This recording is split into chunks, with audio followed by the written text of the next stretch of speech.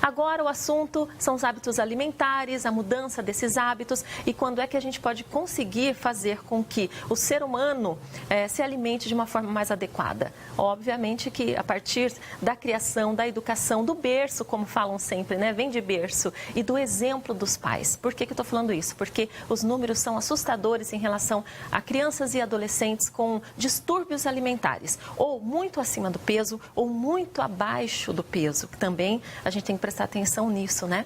E as crianças muito desnutridas, essas acima do peso parece que são fortinhas, né? Tão saudáveis e muitas vezes elas estão até desnutridas. Mas isso pode ser combatido a qualquer momento, desde que a família tome essa iniciativa.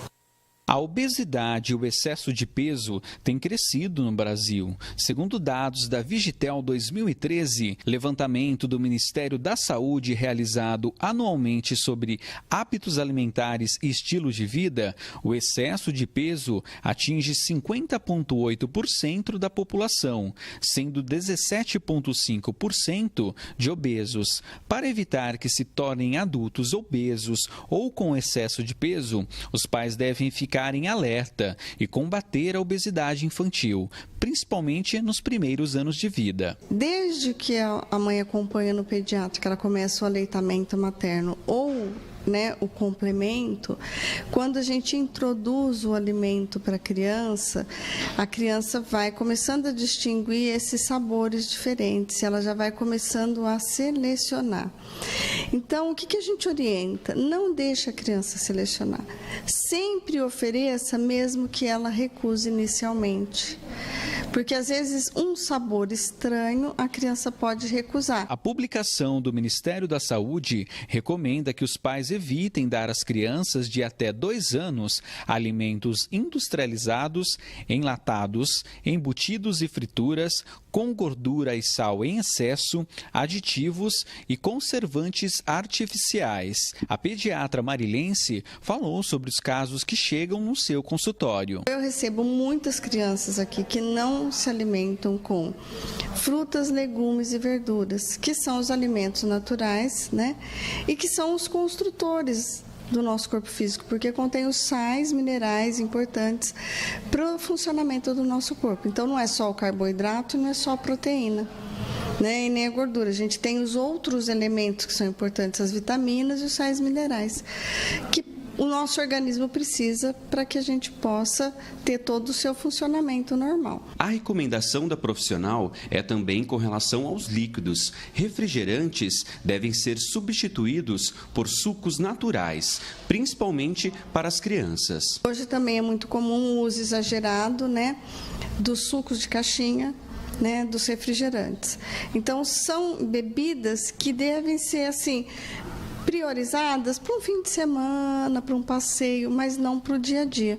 Aliás, a refeição não deve ser acompanhada de suco, Se você for dar algum suco para a criança, dê preferência para os sucos naturais, que você faz em casa. É lógico que a caixinha é mais fácil, Você abre, agita e põe no copo.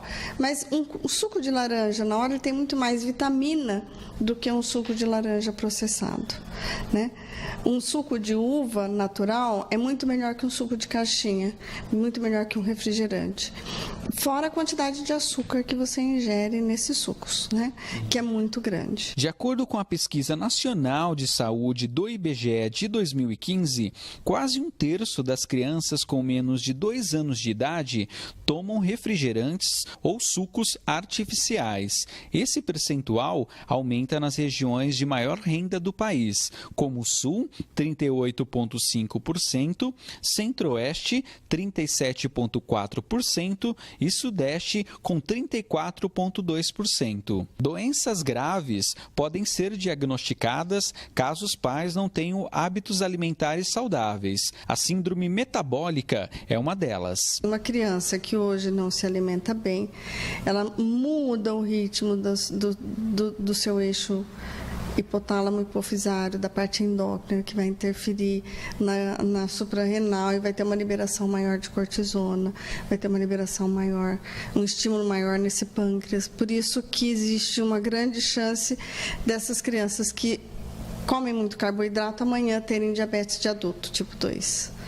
né? Então, a grande preocupação da Organização Mundial de Saúde hoje é a hipertensão, diabetes e a síndrome metabólica. Tá vendo? A doutora Lidmar explica como ninguém, né? Esses detalhes. E é interessante prestar atenção, por quê? Porque a gente sabe de tudo isso, né? Sabe como fazer. Só que essa correria, a demanda cada vez maior, né? Do nosso tempo, a gente vai ficando sem tempo para as refeições ou para cuidar das crianças de uma forma adequada. A gente tem que ficar alerta, né? Em relação a esses dados, porque estão cada vez piores, mesmo com tanta informação. Esse é o paradoxo, né? Do momento em que nós vivemos. Tanta informação, muito conhecimento, mas nós estamos cometendo os mesmos erros. Por que será? Está na hora de pensar um pouquinho nisso, né? Por que a gente não consegue se organizar? Vamos tentar, né? Pelo menos? Vamos tentar.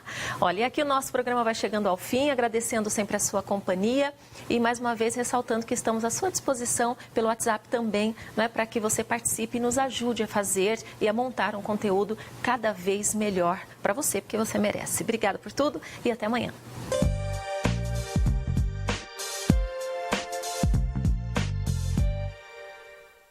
Cotidiano.